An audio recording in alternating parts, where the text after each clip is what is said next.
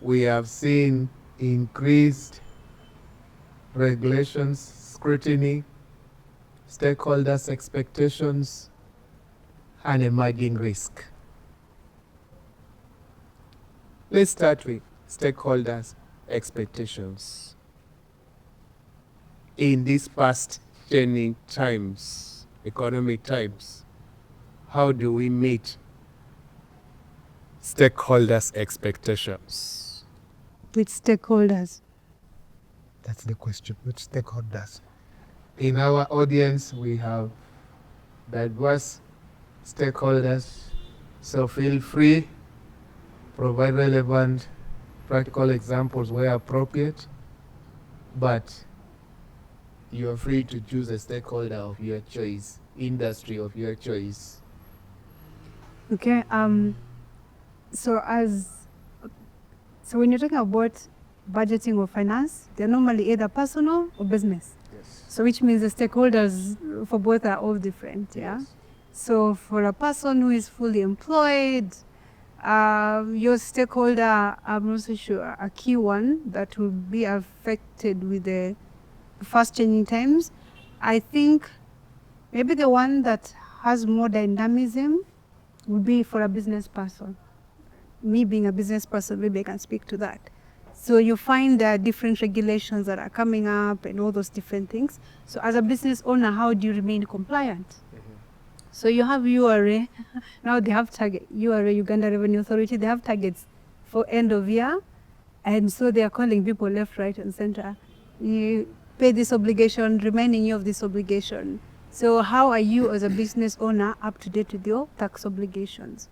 Of course, NSSF also is calling. Previously, NSSF, if you're a business owner, you have to have at least 5 employees for you to register for NSSF. Now they brought the bar down to as long as you have an employee, you have to register for NSSF. So are you still meeting those obligations? And of course, they are closing their books soon, so they have to make sure that they have taken in your contributions as a business owner. But of course, you have the Uganda Registration Services Bureau. If you're a limited company or even a business, you have to file your returns. You have to file your annual returns on the composition of your business. And of course, you have KCCS still, Kampala Capital City Authority. If you haven't renewed your trading license, have you renewed your trading license? Are you paying your local service tax? I mean, the list of stakeholders are quite many. So I think as a business owner is to find out which are the ones that apply to your business. There's someone who called me, was it this morning or yesterday? And they're saying they're going to a business of tourism. And they're asking me, okay, so how do I comply with the taxes and everything? I said, okay, in tourism, the taxes that apply for you in tourism would be different from the taxes applying for me in consultancy and in my gardening business.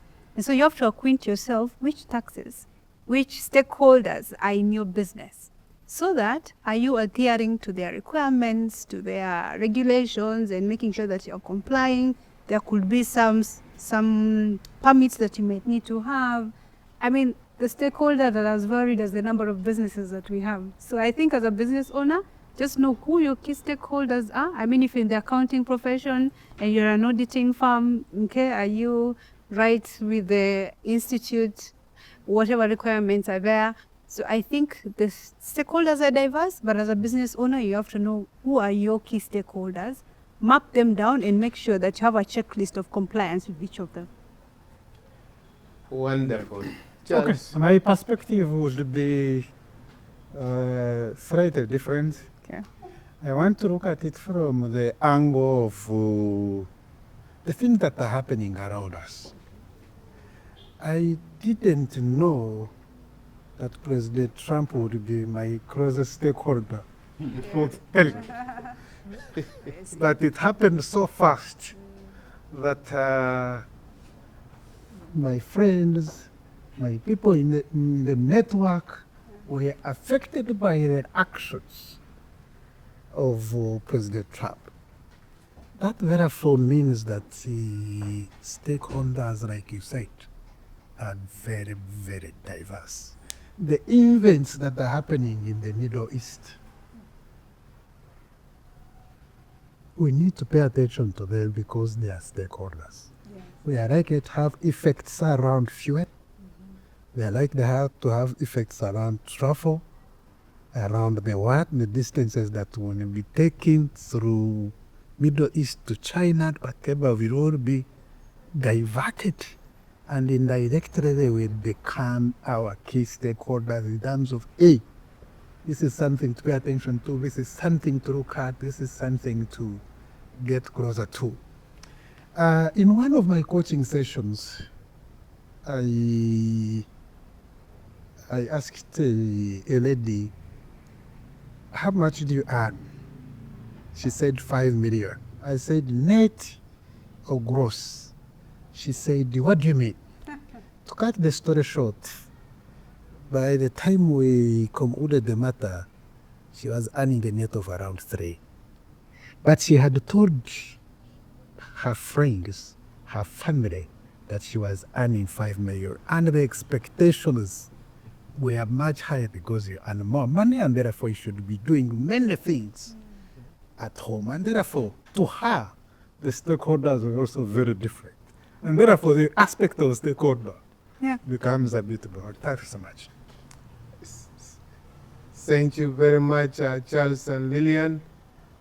Those just joining us, welcome to the 14th edition of the financial education, budgeting in the fast changing economic times.